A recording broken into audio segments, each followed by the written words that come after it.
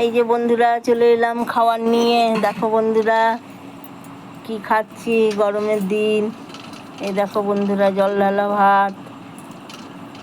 ঢালা ভাত খেয়ে পেট ঠান্ডা হয়। আর দেখো তার সাথে কি আছে, উচ্ছে ভাজা, ওখানে আলু ভাজা, আর এই যে ডিমের অমলেট, আর এই লাউয়ের তরকারি আলু দিয়ে।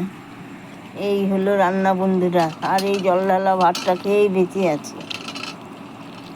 এত গরম আর সহ্য হচ্ছে না। দিনের বেলায় তো খেতেই পাচ্ছি না, রাত্রেবেলায় কোনো রকম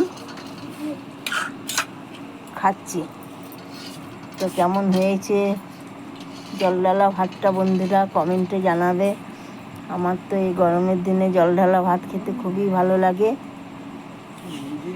গরম ভাত একদম খেতে পাচ্ছি না, খুবই ভালো লাগে জল ঢালা ভাত খেয়ে। রাতে ঘুমও ভালো হয়। তো বন্ধুরা রাখছি, দেখা হবে পরে। কেমন হয়েছে কমেন্টে জানাবে।